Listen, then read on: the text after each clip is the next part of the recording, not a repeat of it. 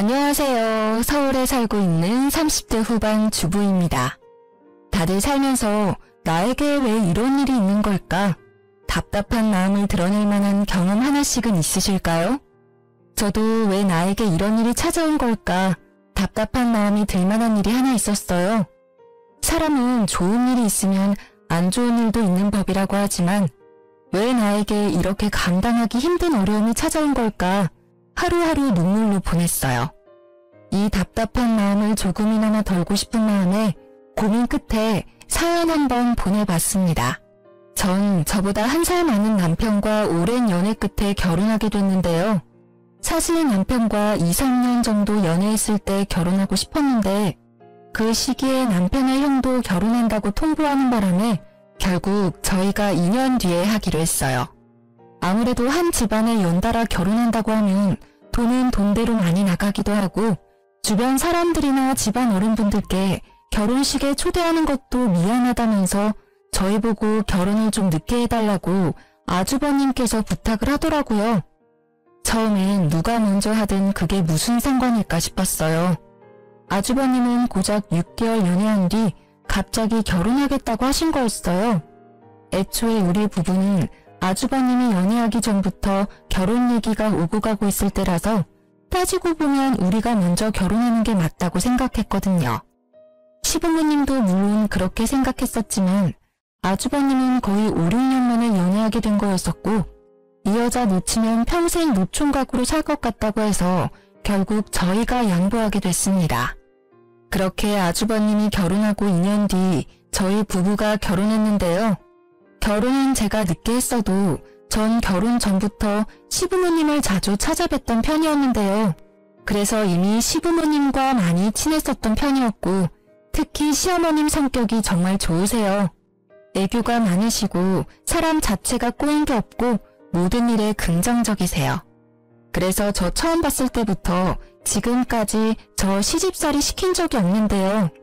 그런 시어머님 덕분에 오히려 제가 시댁일에 나서서 하고 시부모님께 잘하려고 노력했어요. 근데 문제 하나가 발생하게 됐는데요. 아주버님의 와이프, 저한테 형님이신 분 때문인데요. 형님은 제 남편과 동갑이신 분이에요. 정말 화려하게 생기고 모델이라고 해도 믿을 정도로 길쭉길쭉한데요. 이쁘게 생긴 것과 다르게 성격은 정말 모난 구석이 많았어요. 모든 일에 부정적이고 투덜거리는 게 정말 많은 편이더라고요. 제가 결혼하고 난 뒤 첫 명절이었어요. 아무래도 형님이 저보다 먼저 결혼하셨고 시댁 식구와 이미 몇 번 명절을 같이 보낸 상태였으니까 시댁 안에서 돌아가는 일에 대해 잘 알고 있을 줄 알았어요. 그래서 명절 때 형님한테 뭐부터 하면 되겠냐고 물어봤었는데요. 형님, 어머님께서 잠깐 시장 좀 다녀오신다고 그동안 간단하게 나물이랑 전 몇 개만 만들고 있으라고 하셨는데 전 뭐부터 하면 될까요? 그걸 왜 나한테 물어봐? 동서가 알아서 해. 내가 하나하나 알려줘야 돼? 그게 아니라 아무래도 형님이 어머님이랑 몇 번 더 명절 같이 보내보셨잖아요. 그래서 어떻게 해야 할지 아실 것 같아서 물어본 거예요. 이 집이라고 해서 뭐 특별한 거라도 있는 줄 알아? 남들이 하는 것처럼 대충 만들면 돼. 귀찮게 왜 자꾸 물어봐? 내가 이 집 구석 하나로 들어온 건지 며느리로 들어온 건지 가끔 헷갈리네. 나 잠깐 자고 있을 테니까 동서가 알아서 만들고 있어. 어머님 오실 것 같으면 미리나 깨워주고. 알겠지? 아무래도 아랫사람인 내가 윗사람 허락 없이 이것저것 하면 예의 없는 행동인 것 같아서 형님께 이것저것 물어봤어요. 물어볼 때마다 그거 하나 알아서 못하냐고 큰 소리를 내시는 편이었어요. 반대로 제가 알아서 일을 하고 있으면 저보고 왜 본인한테 안 물어보고 일 시작하면 어쩌자는 거냐면서 엄청 혼을 내기도 합니다. 그런 형님의 장단을 맞추는 게 참 어려워요. 그리고 형님과 같이 음식을 만들거나 집안일을 같이 하는 거 보면 할 줄 아는 게 전혀 없었습니다. 간 조절조차 못하는 편이라서 결국 모든 일을 제가 다 하게 됐어요. 형님도 본인이 요리 하나 제대로 못하는 걸 아는 편이기 때문에 초반에 좀 하는 척만 하고 나중에 낮잠을 자거나 딴짓을 하고 있더라고요. 정작 일은 제가 다 하는 편인데 시어머님 앞에서는 본인이 거의 다 한 것 마냥 힘든 척 고생한 척을 하니 억울했어요. 다행히 시어머님께선 제가 고생한 걸 다 알고 계시더라고요. 언제 한번 시어머님께서 절 따로 불러서 한 얘기가 있었어요. 영지야, 요즘 많이 힘들지? 요즘 살이 자꾸 빠지는 것 같아. 밥은 잘 챙겨 먹고 있어? 네? 힘들긴요. 제가 힘들 게 뭐가 있겠어요. 다 알아. 그네 때문에 많이 힘든 거. 사실 한동안 그네가 너한테 어떻게 하는지 대충 지켜봤었거든. 작은애, 너가 우리 집에 시집 온 뒤로 우리 집 분위기가 정말 많이 밝아진 게 보여. 아무래도 큰애가 너한테는 손이 사람이니까 내가 널 챙기고 알려주는 것보단 큰애가 널 챙겨주고 하나하나 알려주는 게 둘 사이를 위해서 좋다고 생각했다.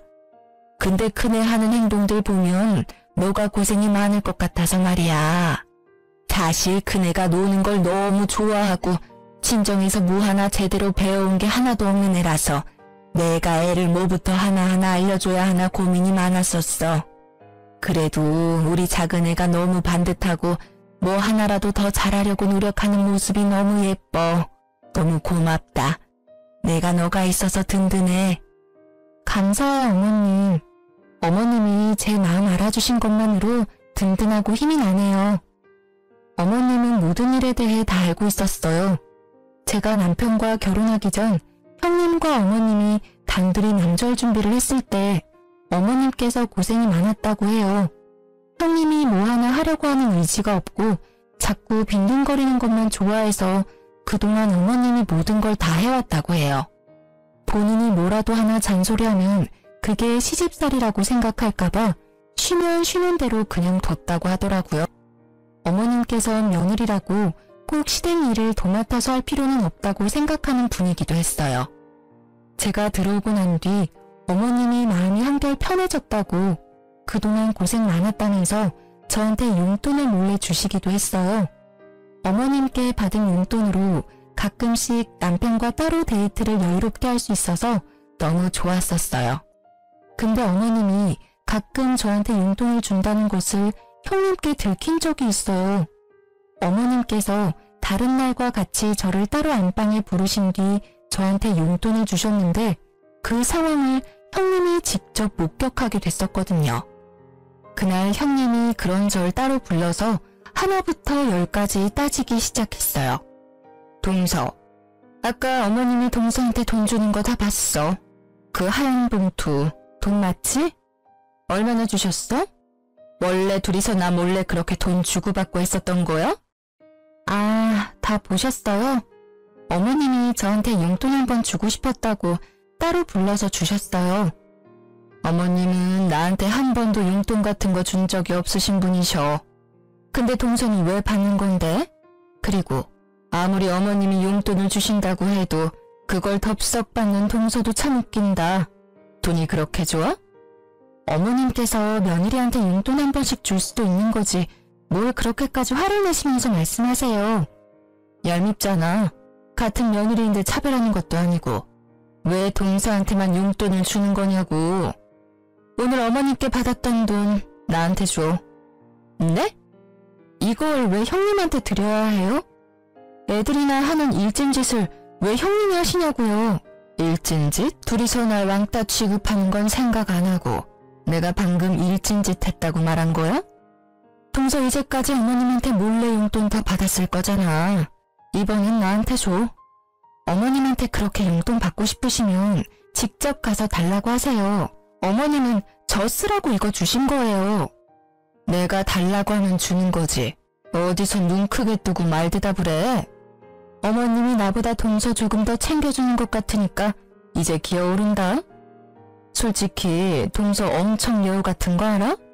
내 앞에선 이렇게 말 대답 잘만 하면서 어머님 앞에선 여우처럼 살랑거리긴 하고.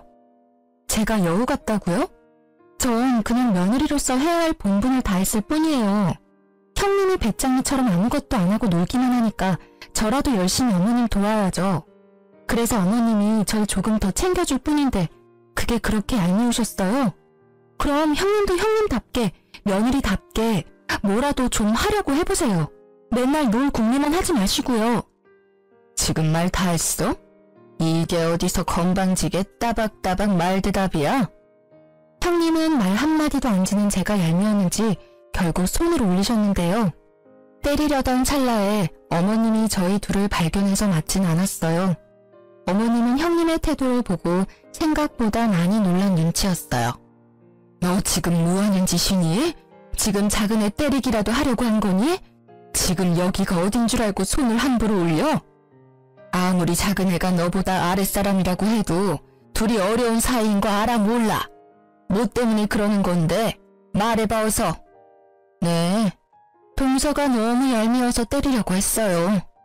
제가 무슨 말을 해도 말대답을 너무 심하게 하길래요. 어머님 말대로 동서와 저 어려운 관계잖아요. 근데 동서는 제가 무슨 말을 해도 앉으려고 하더라고요. 그러니까 뭐 때문에 그러냐고. 아무리 작은애가 말대답을 했다고 해도 그렇지 사람을 때리려고 할 수가 있냐고. 그것도 다 큰 성인이. 어머님이 동서한테만 용돈 주시고 이뻐하니까 그랬어요. 저 아까 어머님이 동서한테만 용돈 주는 거 직접 두 눈으로 봤어요. 동서도 동서지만 어머님도 참 너무했어요. 어떻게 저는 쏙 빼고 동서한테만 돈을 주실 수가 있으세요? 저도 어머님 며느리입니다. 제가 아무리 동서보다 못한 사람이라고 해도 이렇게 차별해도 되는 건가요? 그래, 내가 작은애한테 용돈 좀 줬다. 근데 그거 하나로 애를 때리려고 들어? 이제까지 작은애가 고생을 많이 하기도 했고 힘들어도 힘든 내색을 전혀 안 하길래 내가 고마운 마음에 줬어. 넌 그런 작은애한테 한 번이라도 고맙다는 말 해본 적은 있냐? 너가 해야 할 일까지 작은애가 다 했어. 제가 도대체 뭘 안 했다는 건데요? 고작 음식 몇 가지 안 만든 걸로 그러시는 거예요? 고작이라니. 우리 집안에 관련된 일 직접 나서서 하라는 말이 아니야. 지금 너 태도가 문제라는 걸 말하고 싶은 거야. 너가 하기 싫다고 아랫사람한테 다 떠넘기고 그걸 너가 다 했다고 거짓말까지 하는 그 너의 태도가 문제라는 걸 말하고 싶었다. 근데 작은애는 한 번도 너에 대해 나쁘게 말한 적이 없었어. 근데 너는 작은애를 못 잡아먹어서 안달이잖아. 영지야, 너 다음 명절 때 여기에 올 필요 없다. 다음 명절 때 치를 차례는 나랑 큰애만 준비할 테니까 너희는 오지 마. 어머님은 가족들이 모두 보는 앞에서 다음 명절 때 저와 남편 보고 오지 말라고 했어요. 그때 편하게 쉬라고 여행 비용까지 주셨어요. 형님은 끝까지 어머님이 자기만 미워한다고 울고불고 난리가 났었지만 어머님은 그런 형님을 거들떠보지도 않으셨어요. 그리고 형님한테 이 여행 비용까지 뺏으려고 하면 절대 가만히 안 두겠다고 경고하셨어요. 어머님이 분명 경고까지 했음에도 그 다음날 저한테 전화해서 어머님한테 얼마나 받았냐고 물어보더군요. 근데 전 가만히 있지 않고 어머님께 일렀습니다. 어머님은 그런 형님한테 자기한테 그렇게 혼나고도 아직 정신 못 차린 거냐고 또다시 엄청 혼내셨어요. 어머님이 거의 한 달 동안 형님한테 매일 전화해서 저 괴롭히지 않았는지 매일 물어봤을 정도라고 하시네요. 항상 천사 같은 어머님은 한번 화나시면 엄청 무섭고 집요하신 게 있는데 이런 거 보면 정말 대단하신 것 같아요. 저도 그런 어머님께 찍히면 안 될 것 같다는 생각을 잠시 해보기도 했어요. 다음 명절 때 진짜 안 가도 되는 거냐고 물어보니 절대 오지 말라고 단호하게 말해주셨어요. 그래서 저와 남편은 다음 명절 때 제주도로 여행 다녀왔습니다. 어머님께 따로 전해들은 말이 있었는데요. 저희 부부가 제주도로 놀러 갔던 명절 때 형님 어머님께 이것저것 혼나가며 배웠다고 하네요. 어머님께서 이제까지 형님한테 이거 해라 저거 해라 한 적이 단 한 번도 없었거든요. 근데 이번엔 형님 엄청 호되게 당한 것 같습니다. 솔직히 엄청 고소하더라고요. 그 뒤로 형님은 모든 일을 저한테 독박 씌우는 걸 전혀 하지 않았어요. 그리고 형님이 요리나 집안일을 하는 거 보면 어머님께 많이 배운 모양이더라고요. 예전이랑 확실히 다르다는 게 느껴져요. 하지만 여전히 어리버리하고 손이 느린 건 똑같더라고요. 아직도 제가 더 많이 일하긴 하지만 그 전에 비하면 덜하긴 했어요. 어머님이 평소에 온화하신 분이지만 한번 화나시면 끝장을 보시는 편이라 그때 제대로 호되게 혼난 것 같았어요. 그렇게 한동안 집안에 별다른 일 없이 평온하게 흘러가고 있었는데요. 근데 애들 때문에 마음고생을 한 적이 있어요. 형님은 7살 외동아들을 키우고 있어요. 반대로 저희 부부는 8살 딸 하나, 6살 아들 하나, 이렇게 총 2명을 키우고 있는데요.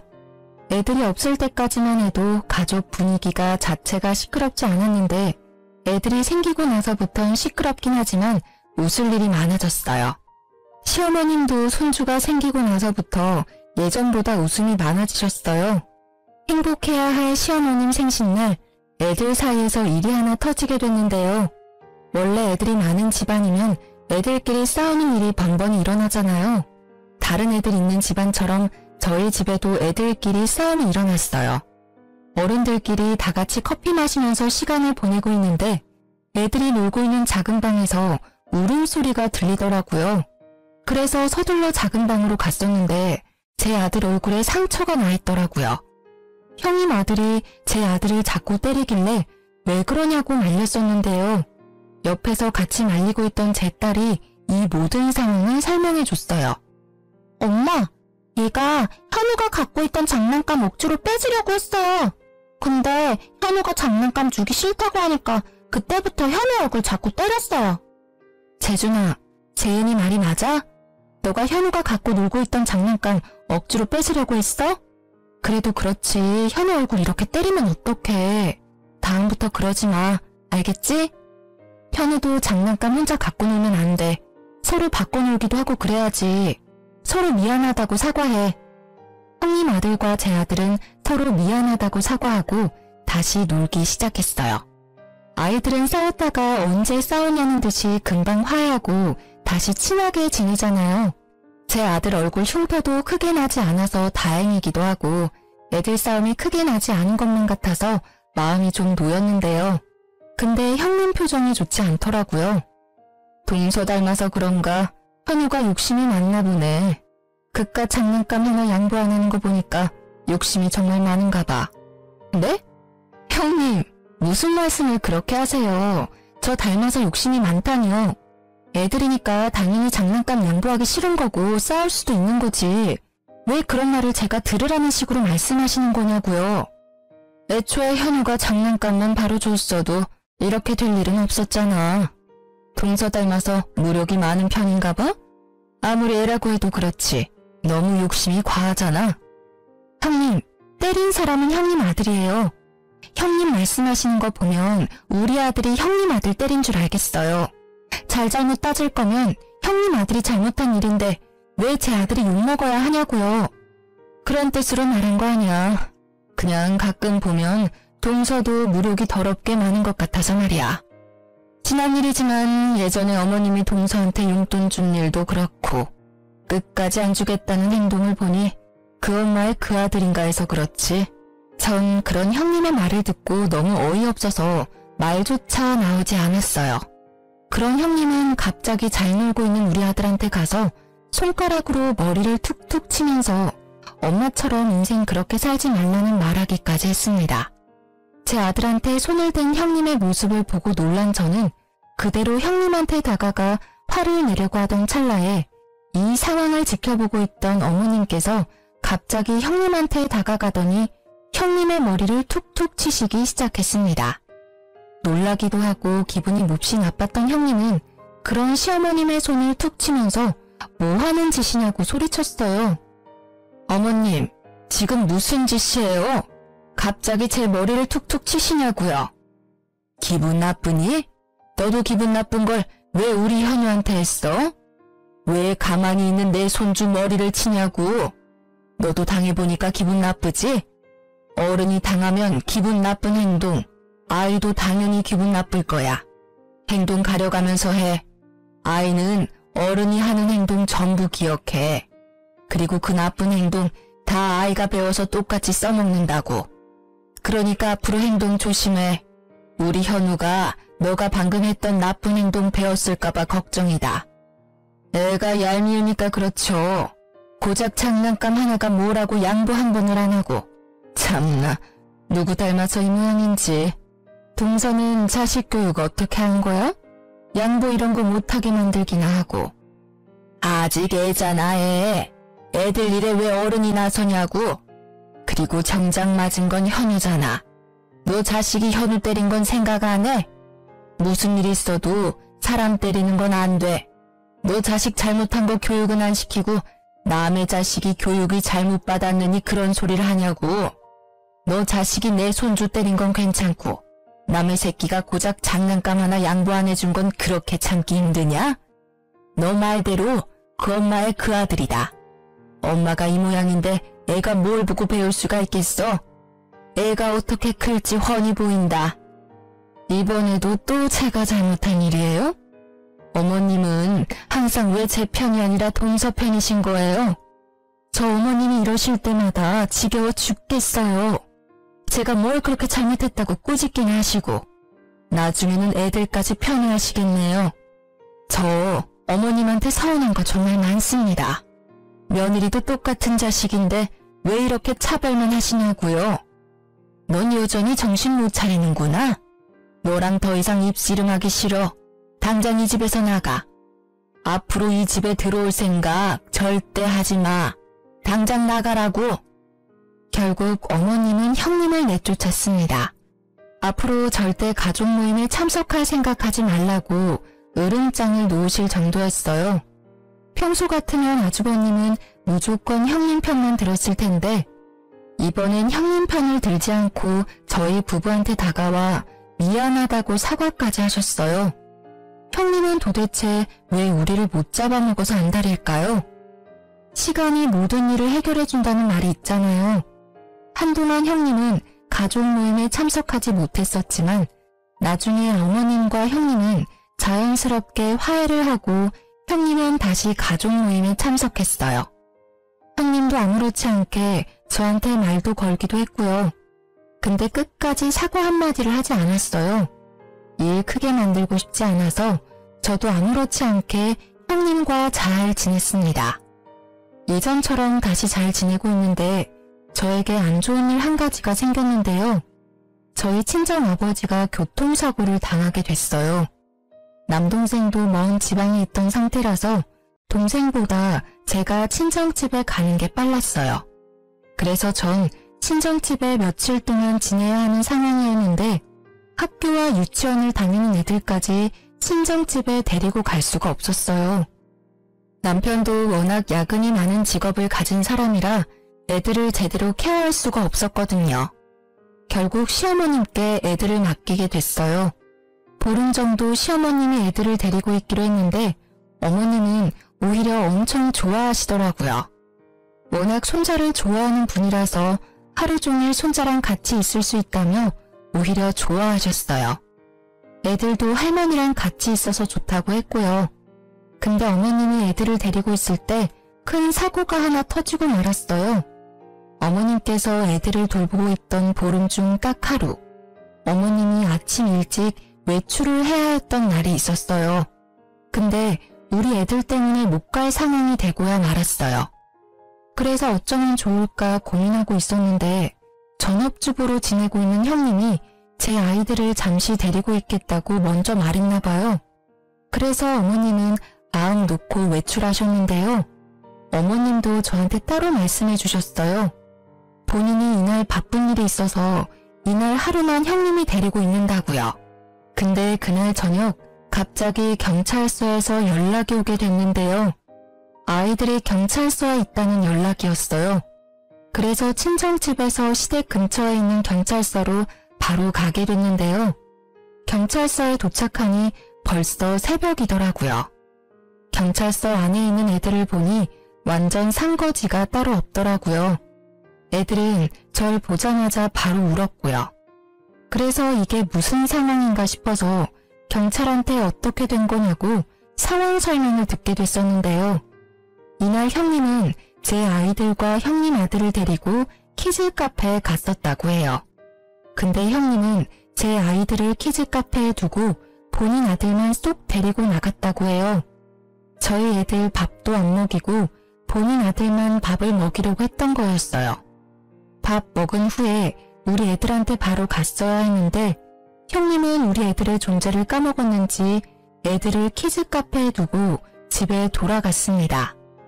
몇 시간이 지났음에도 형님이 안 오자 불안했던 제 애들은 결국 키즈 카페 밖으로 나가게 됐고 늦은 밤까지 키즈 카페 주변을 서성거렸다고 해요. 늦은 밤에 키즈 카페 주변에 있는 공원에서 놀고 있는 제 아이들을 발견한 경찰분들이 애들을 데리고 경찰서로 간 거라고 하네요. 전 경찰분과 아이들의 말을 듣고 다리에 힘이 풀렸어요. 전 아이들을 안고 펑펑 울었습니다. 경찰이 애들을 발견하지 못했더라면 평생 우리 아이들을 보지 못했을 거란 생각에 심장이 마구 뛰더라고요. 한창 뉴스에 애들 관련 사건 사고가 많이 나왔었을 때라서 경찰한테 연락을 받았을 때 우리 애들한테 무슨 일 있는 건 아닐까 많이 무서웠었거든요. 다행히 애들이 제 번호를 외우고 있었던 덕에 바로 연락이 닿을 수 있었네요. 좀 진정된 뒤 전 남편에게 전화했습니다. 얼마 지나지 않아 남편과 시어머님, 형님네 부부까지 전부 경찰서에 왔어요. 뒤늦게 이 사실을 알게 된 어머님은 목 놓아 우시면서 애들을 꽉 안았습니다. 내가 죄인이다, 죄인. 내가 밖에 나가지만 않았어도 이런 일 생기지도 않았을 텐데 할머니가 미안하다. 어머님, 울지 마세요. 어머님 잘못 전혀 없어요. 다행히 애들이 멀리 가지 않고 그 근처 공원에 있었다고 하네요. 아참, 큰애야. 너가 이 상황 다 설명 좀 해봐라. 분명 너랑 같이 있어야 할 애들이 왜 경찰서에 있는 거니? 말 좀 해봐. 눈물을 흘리시던 어머님은 정신이 번쩍 드셨는지 형님한테 다가가 화를 내시며 당장 상황 설명부터 하라면서 호통을 치셨습니다. 이 사태의 원인 제공자인 형님은 오히려 어머님이 우는 게 이해가 안 간다는 표정을 지으며 가만히 서 있기만 했어요. 왜 입 꾹 다물고 왜 가만히 서 있기만 해? 당장 이 상황 어떻게 된 건지 설명하라고. 깜빡했어요. 애들 키즈 카페에 있다는 걸 까먹고 집에 가서 잠들었네요. 애들 찾았으니 다행인 거지 왜 우세요? 잃어버렸으면 모를까. 어머님은 형님의 뺨을 때렸습니다. 그것도 여러 번이요. 정말 많이 화가 난 것 같았습니다. 저 왜 때리세요? 애들 찾았으면 그만이지 왜 때리냐고요? 망할년, 너 때문에 우리 집 돌아가는 꼬라지 좀 봐라. 너 때문에 내 소중한 손주가 없어질 뻔했어. 너 하나 우리 집에 들어오고 나서 모든 일이 다 악재야, 악재. 그러니까 애초에 어머님이 나가지 말았어야죠. 왜 저한테만 그러세요? 저 잘못한 거 없어요. 너 끝까지 너 잘못 없다는 거지? 우혁이, 너 당장 얘랑 이혼해. 당장. 이 범죄자랑 더 이상 가족으로 못 지내. 당장 이혼해, 당장. 어머님은 아주버님께 당장 이혼하라고 말씀하셨어요. 형님은 끝까지 본인은 잘못한 게 없다고 주장하는 입장이라 어머님은 그런 형님께 온갖 정이 다 떨어졌습니다. 근데 아주버님은 끝까지 형님과 이혼할 수 없다고 말씀하셨어요. 그래서 어머님은 그런 아주버님도 꼴도 보기 싫다고 절연 선언을 하셨습니다. 어머님이 아주버님과도 연을 끊을 줄은 몰랐어요. 아무래도 첫째 아들이라서 많은 애정을 갖고 계셨거든요. 근데 어머님은 진심으로 아주버님 연락 일절 받지 않으셨고 집까지 찾아오면 소금까지 뿌릴 정도였습니다. 어머님이 만나주지 않으니 답답했던 아주버님과 형님은 절 직접 찾아오시기까지 했는데요. 무슨 일로 오셨어요? 재수씨, 엄마가 도저히 절 만나주지 않아요. 재수씨가 저희 엄마 마음 좀 돌려주면 안 돼요? 그걸 왜 저한테 부탁하세요? 애초에 형님이 우리 애들 방치만 안 했어도 이런 일 없었을 거잖아요. 그 일 있고 나서 형님께선 저랑 어머님께 진심으로 사과는 했나요? 사과조차 하지 않았으면서 어머님한테 용서를 바라는 건 너무한 거 아니에요? 어머님도 어머님이지만 저한테 정식으로 사과하세요. 제 아이 잃을 뻔한 거라고요. 재수씨, 이 사람 대신해서 제가 대신 사과드릴게요. 제 와이프가 생각이 너무 짧았어요. 내 자식이라 생각하고 돌봤어야 했는데 이 사람은 그게 부족했던 것 같아요. 아니요. 형님이 직접 해주세요. 이제까지 형님이 저와 어머님께 해왔던 잘못된 행동부터 제 아이 잃어버릴 뻔한 일에 대해서 정식으로 사과해주세요. 아주버님 옆에 있던 형님은 끝까지 입을 열지 않으셨어요. 아주버님은 그런 형님께 화를 내면서 사과하라고 말했지만 끝까지 안 하더군요. 그렇게 1년 가까이 형님과 아주버님을 보지 않고 살게 됐었는데요. 그런 어느 날 갑자기 아주버님이 울면서 시어머님을 찾아간 적이 있습니다. 거의 1년 만에 아주버님을 본 거였는데 그런 아주버님이 울면서 있으니 시어머님과 저희 부부는 많이 놀랐는데요. 평소 시어머님 성격 같으면 그런 아주버님을 보고도 그냥 내보냈을 텐데 그날은 그런 아주버님의 이야기를 묵묵히 듣고만 계셨어요. 이날 아주버님이 울면서 했던 말이 아직도 생생한데요. 아주버님은 시어머님과 저희 부부를 안 보고 지내던 1년 동안 둘째 계획을 세우고 있었다고 합니다. 근데 생각보다 둘째가 잘 생기지 않아서 그 이유에 대해 알기 위해서 산부인과를 찾아갔다고 해요. 원래 산부인과까지 갈 필요는 없다고 생각했었는데 하도 임신이 안 되니까 마음 크게 먹고 갔던 모양이더라고요. 그래서 각종 검사를 받게 됐었는데 아주버님께서 무정자증이라는 충격적인 검사 결과가 나왔다고 합니다. 완전 패닉 상태였다고 하는데요. 무정자증이라면 첫째 아이를 어떻게 가진 걸까 의문에 빠졌다고 해요. 그것 때문에 한동안 형님과 엄청 싸웠다고 합니다. 결국 두 사람은 친자 검사를 받게 됐는데 형님의 아들이 아주버님의 아이가 아니라는 결과가 나왔다고 해요. 알고 보니 형님께서 아주버님과 결혼 준비를 하면서 다른 남자와 몇 번의 잠자리를 가졌다네요. 여러 남자들과 가졌던 거라서 아들이 어떤 남자 아이인지 모른다고 해요. 그래서 그 문제로 아주버님은 울면서 시어머님을 찾아갔던 거였습니다. 시어머님은 그런 아주버님을 때리면서 하필 결혼해도 그런 여자랑 결혼해서 왜 이 사단을 만들었냐며 호통을 치셨습니다. 아주버님은 그런 형님이 보기 싫어서 거의 한 달 동안 따로 나와서 살았다고 해요.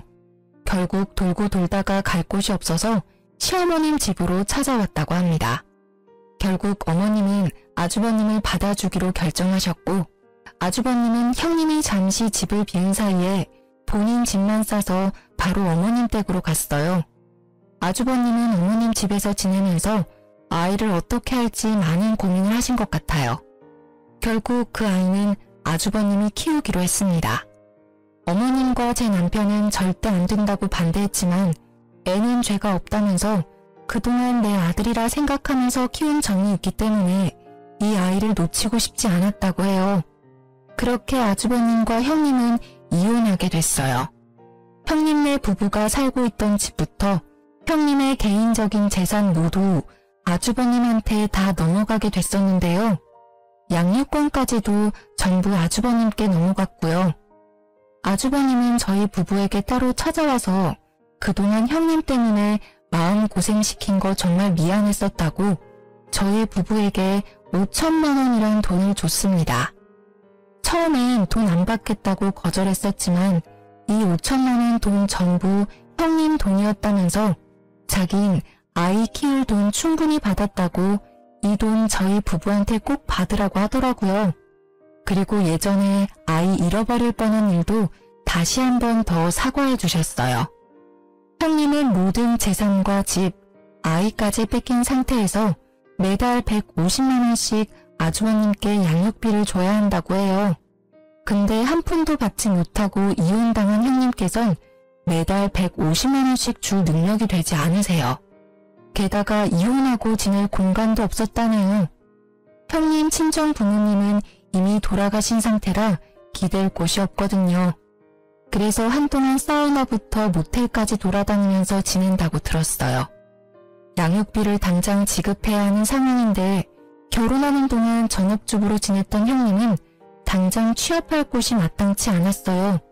그래서 어떤 일을 해야 할까 고민이 많은 듯 했는데요. 그런 형님께서 저한테 연락해서 만나자고 하시더라고요. 그래서 전 그런 형님을 만났습니다. 무슨 일로 보자고 하셨어요? 동서, 그동안 잘 지냈어? 얼굴이 많이 좋아 보이네. 용건만 말씀하시죠. 저 형님이랑 오래 같이 있고 싶지 않아서요. 동서도 알고 있겠지만 내가 그이랑 이혼하고 나서 매달 150만 원씩 양육비를 줘야 하는 입장이야. 근데 내가 그이랑 같이 사는 동안 일을 하지 않았었잖아. 경력이 단절된 상태라 일할 곳이 마땅치 않아. 동서는 결혼하고 나서도 계속 일해왔으니까 주변에 아는 회사나 아는 사람들 많을 것 같은데 혹시 내가 일할 만한 회사 자리 하나 있을까? 있으면 나 좀 소개해 줄래? 제가 왜 그래야 해요? 일 하나 못 구해서 바쁜 사람 불러낸 거예요? 일할 자리가 없으면 식당이나 공장에 들어가서라도 일을 하셔야죠. 내가 그 생각을 못했네. 그래도 내가 결혼하기 전에 백화점에서 일했으니까 공장이나 식당 일은 잘 못할 것 같아서 그래서 혹시나 하는 마음에 동서한테 물어본 거야. 마땅한 일자리 없으면 돈이라도 빌려줄 수 있을까? 내가 지금 지낼 곳이 전혀 없어. 지금 내 모습 보면 딱 알겠지? 완전 거지 같아. 혹시 돈 조금이라도 있으면 빌려줄래? 다음 달부터 일해서 그이한테 양육비 줘야 하는 입장인데 회사 갈 때 쓸 교통비조차 없어서 말이야. 그것도 형님이 알아서 하세요. 저한테 사과라도 하면서 부탁할 줄 알았는데 사과 한마디도 없이 부탁만 하시니까 정말 어이가 없네요. 동서, 사과하려고 했어. 내가 마음이 너무 급하니까 부탁 먼저 하게 됐네. 사과 먼저 하는 게 맞았는데. 동서, 예전에 있었던 일 전부 사과할게. 특히 동서 애들 잃어버릴 뻔한 일도 진심으로 사과하고 싶어. 나도 애 키우는 엄마인데 동서 입장 전혀 생각하지 못했어. 그때 동서가 너무 밉고 질투가 났어. 그때 내가 너무 어리석었다. 내 사과 받아줄래? 그 사과가 진심인지 잘 모르겠네요. 할 거면 그때 진심으로 해야 했었는데. 전 형님의 부탁을 모두 거절했어요. 형님은 무릎을 꿇고 사과했음에도 전 그런 형님의 사과를 받지 않았습니다. 이날 이후로 형님을 한동안 보지 않았어요. 아주버님은 아이 때문이라도 한 달에 한 번씩은 보는 것 같더라고요. 이날 이후 아주버님께 가끔씩 형님에 대해 조금씩 듣고 있는데요. 형님은 파출 일을 하면서 돈을 벌고 있다고 들었어요. 제 말대로 공장에서 일을 한 적이 있는데 워낙 손재주가 없고 느린 사람이라서 한 달 만에 해고당했다고 하네요. 게다가 공장 안에서도 텃세가 심했던 거였는지 그 짧은 한 달 동안 심한 괴롭힘을 당했다고 해요. 요즘 아줌마들 따돌림이 더 심한 편이라면서요? 공장 한 달 다니면서 마음고생 좀 한 모양이에요.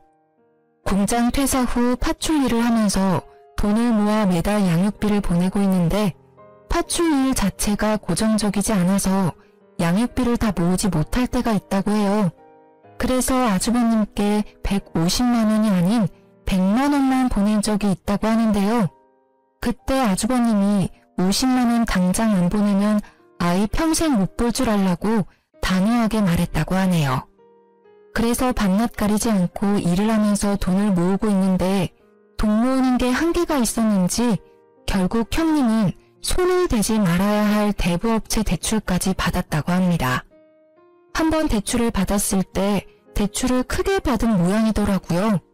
그래서 지금 매달 갚아야 할 돈이 엄청나다고 하네요. 아무래도 대부업체 금리가 다른 대출에 비해 큰 편이라 매달 생기는 이자가 엄청나잖아요. 그걸 생각하지 못하고 무작정 대출을 받은 것 같더라고요. 그것 때문에 언제 한 번은 술 마시고 저희 집에 찾아와서 제대로 진상을 부린 적이 있는데요. 나 양육비랑 매달 나가는 대출금만 총 합쳐서 300만 원 정도 된다. 대박이지? 형님, 술 마셨어요? 술 마셨으면 집에 가서 곱게 자기나 해요. 왜 남의 집에 와서 이게 무슨 짓이에요? 동서는 좋겠다. 착한 시어머님, 돈 잘 버는 남편, 귀여운 애들까지 모두 가졌잖아. 근데 나는 모두 잃었어. 나 하루하루가 너무 지옥 같아. 나 불쌍하지 않아? 불쌍하면 나 돈 좀 줄래?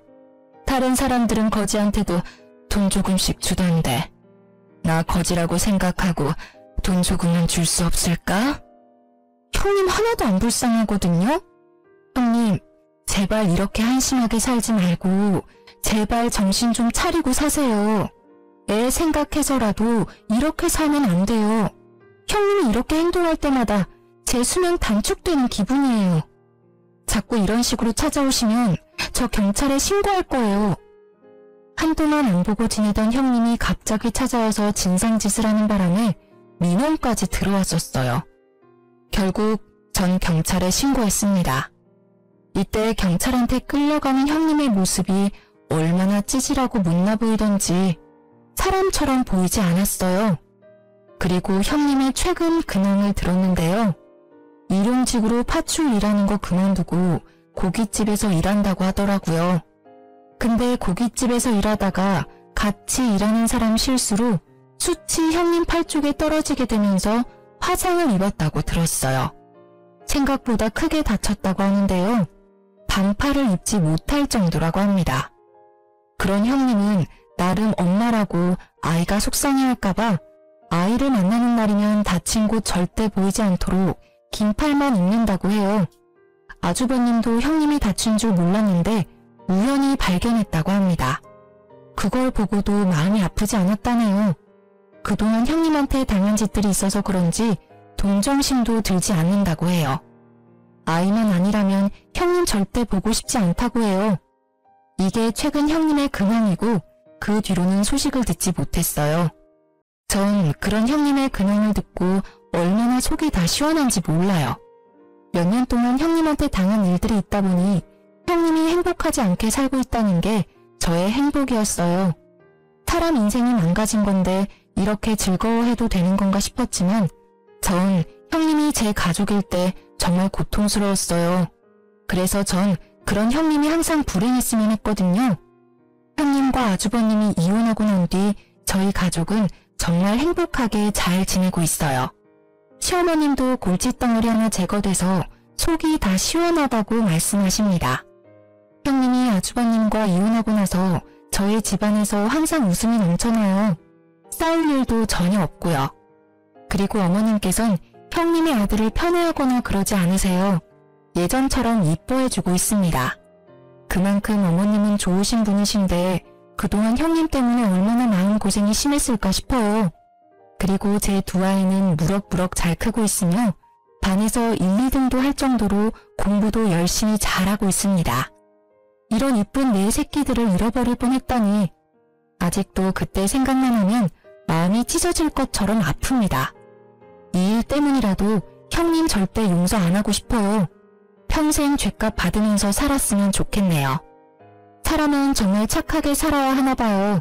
마음 곱게 쓰지 않은 형님을 볼 때마다 난 저렇게 살지 말아야지 라는 생각을 하고 있어요. 이 일로 인해 한동안 답답했었는데 이렇게 말하고 나니 조금은 속이 다 시원하네요. 이제까지 제 이야기를 들어주신 분들께 감사하다고 말씀드리고 싶어요.